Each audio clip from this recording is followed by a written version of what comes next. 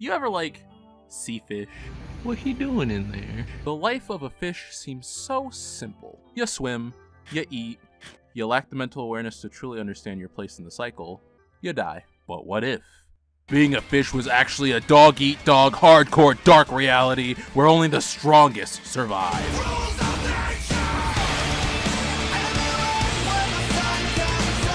Finny the fish. No relation to Freddy. Finny the fish is so difficult to actually talk about because, like, there's so much here and yet so bafflingly little. Well, so first things first, I guess. Is responsible for this? Well, it's none other than the legendary Sega! I mean, it definitely tracks. The cover art, which is why I thought to grab the game in the first place, definitely looks like their flair. You know, gives a real Billy Hatcher vibe, but, like, with less fetish potential. You didn't mention that fetish shit yet, right? Shit. I can go back further. This game was actually devved by Sega's AM1 division. AM1 was more known for some of Sega's arcade hits like Alien Syndrome, House of the Dead, and eventually more niche console stuff like Blood Will Tell, which was made in collaboration with Red Entertainment, which ties us back to Bujingai. Not that you'd know that they had a hand in it, considering you look all over that box, and you won't see any Seis or Gaz anywhere, especially not together. That's because Natsume took care of the overseas work for this one. So we got a new Sega IP on PS2, but handed straight over to Natsume for the West. Get it? Got it? Good. Let's dive right in. The fish and the seven waters. So, the premise we are working with here is fairly simple. Bad stuff's happening, period. I mean, there's some bit about getting some statues, but for what reason all this serves? Who or what is causing the vague badness? Now, it sounds simple, but all kinds of predators lurk below the surface. Turn around, Finny. Finny, you get the fuck out of there. Whew. Safe in the home waters. Let's hope this kind stranger can point us in the right direction. If I could just blow this up! I had a bomb and a detonator somewhere. Can you get them for me? We'll have a big blast with a bomb. Right on! Hee. Just to be safe and sane, I stashed one over in the cave. Oh yeah, dude, that's just fine. Totally normal, totally sane. I'll get right on that. Okay, so right off the bat, we've got a kappa and a frog that belong on a watch list, but for very different reasons, and a gold-digging psychic fish. Teep, hi. What do you have there? Oh, still my heart. What color? What luster? What radiance? Hey there. Are you going to give me that? Like I said, all kinds under that surface. God, what is it we're even doing in this game? Being a fish. That's what. No, I'm not just being a snarky asshole this time. This game really is about simulating the life of a largemouth bass. Accurately, I would assume. You solve puzzles, you swim through different waters, Why did I mention that fetish stuff? Now I look like a fool. I can go back. Warn myself. Already told me. So a brief tutorial gets us accustomed to the controls, and for underwater swimming controls, they work pretty well. Finny handles rather tightly, and I've never felt like I was screwed over in normal gameplay by cumbersome controls. No, that was the other stuff. But I'm pinning that right now, cause I don't want to muck up these vibes, bruh. This game's aesthetics are on point. Take the home waters. The first level, for example. That strong summer atmosphere, the clear water, the sunlight gently beaming through the surface, the no thoughts, head empty music.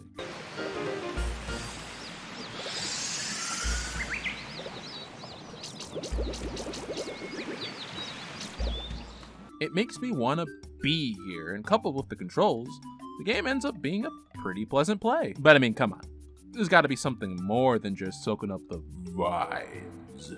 Well, the main objective is to collect statues from the Seven Masters, these various aquatic animals that are important for is some reason. It's actually pointed out pretty early that masters have the same ring that Finny has, but there are also other animals that don't give master statues or really do much of anything at all that also have rings. So I'm uncertain if these guys are also masters of some sort or just more aware than the rest of the water folk.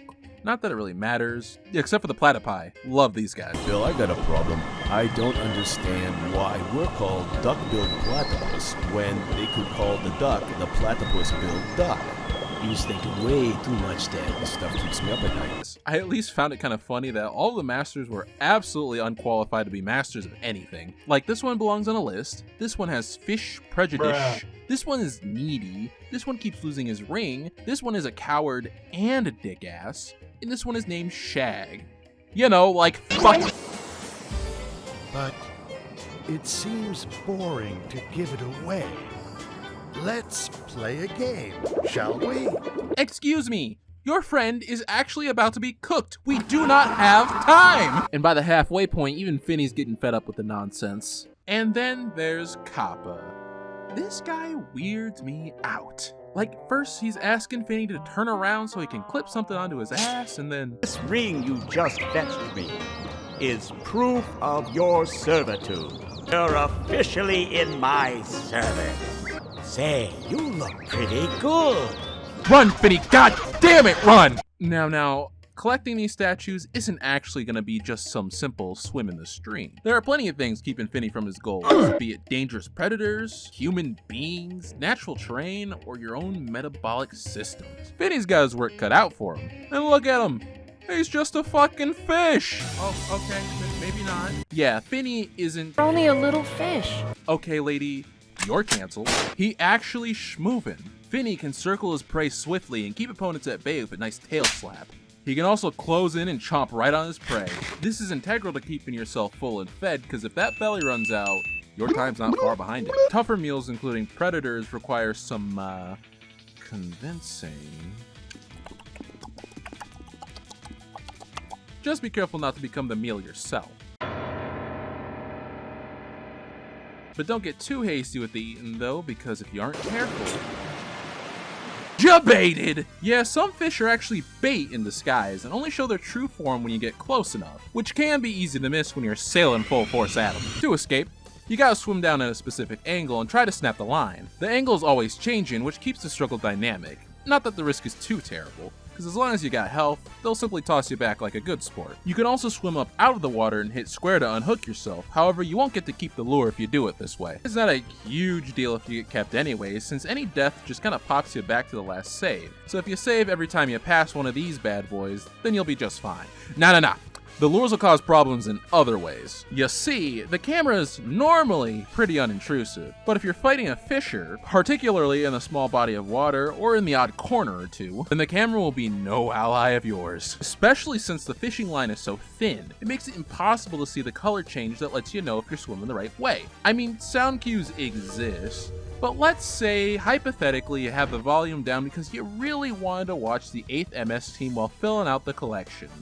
It can get kind of annoying trying to parse out what is happening! So ultimately, the gameplay revolves around finding the area's master and completing whatever task they ask of you, be it bringing fruit on a timer to heal their kid or just going to a certain location. Most involve finding something or other, but they feel different enough to not get too repetitive. On the way to your objectives, you'll be swimming, eating, fighting, biting, and platforming around each area. Yes, platforming. Finny has a triple jump because he's just that powerful. You're made to jump all over to bypass obstacles and even find things. The levels themselves are pretty well structured, being big enough to be worth exploring around, but small enough that they aren't really that long to traverse. Actually, they do err a bit on the short side, and whether or not this is a good thing is, well... let's come back to that, because there are scales hidden around that upgrades Finny's stats, strengthening and lengthening his health and hunger meters, as well as letting him eat prey easier and, I assume hearing lets you detect lures from farther away. I'm not sure. There really is a decent amount to the game. It's just... well, let's figure out what trouble is warning this whole adventure anyways. Master Kappa only mentions that some trouble is happening in the waters, and after returning a few statues to the floating island, this weird shrine place, these shadows attack, and you have to fend them off in one of the few full-on action-y parts of the game. And afterwards, you're just shooed right off. Go on. go get those statues. And all the other masters hint at something going on, but no one actually has an answer.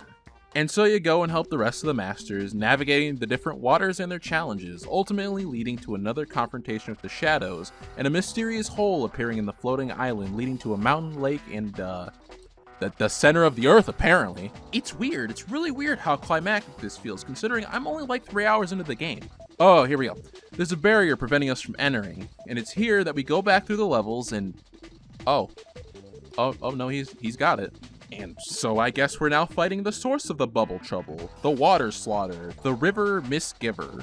Okay, I'll stop. Wait, so you're trying to tell me the big bad of this game is goddamn Dark Gaia from Sonic Unleashed? Nah, fuck it.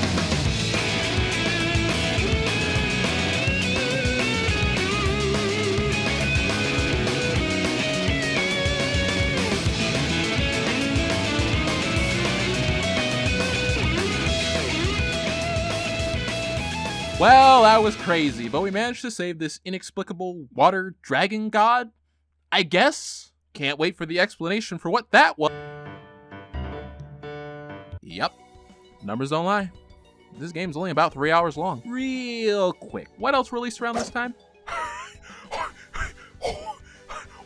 What was the rationale behind this game? You're gonna release a game in the same quarter as RE4, DMC 3, and Tekken 5. Hell, the same year the Xbox 360 launched, and it's a 3-hour-long fish game! And before you hit me with the, but it was actually released in 2004 in Japan, counterpoint, no wonder Sega didn't want to publish this thing worldwide. And like, sure, shovelware comes out all the time. What's the big deal? The big deal is that this game isn't exactly shovelware. There's clearly a lot of effort put into it. Like I said before, the game looks and sounds great. Like, don't let this grainy PS3, PS2 footage fool ya. For an 04 game on PS2, this kind of detail on the models and environments, coupled with some pretty pleasant tunes, and this game presents rather well. But I swear, this looks like a nostalgic childhood game. The concept itself is rather unique and executed fairly well. There are plenty of secrets that require proper exploration and figuring things out by paying attention, like this bone xylophone. Plus, if the credits are to be believed, they hired 3 pro bass anglers for reasons, as well as licensing actual real branded fish lures from Mega Bass and Evergreen to collect.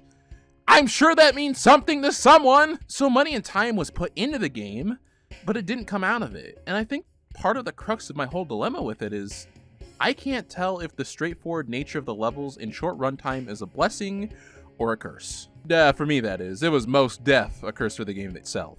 Basically, could this game have sustained itself for a longer run, or did it stop before it got too monotonous? Do I rejoice that the game doesn't waste my time or chance-inducing frustration at the expense of feeling unsatisfied?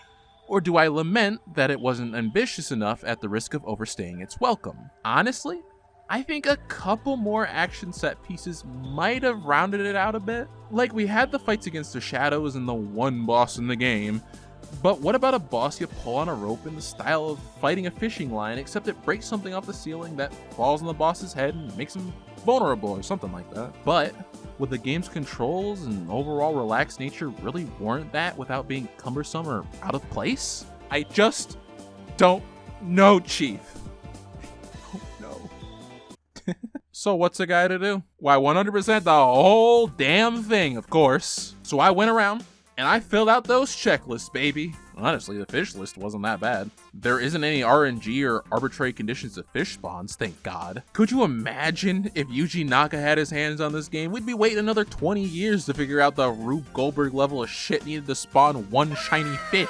Nah, fish have guaranteed spawns in certain locations, and while some are trickier to find than others, with proper diligence, you'll be finding them all in due time. Yeah, look at that. I know I said they were predators, but at the end of the day, all is Finny's prey. Shout outs to the One Game Facts guide by Sariel for having everything all listed out.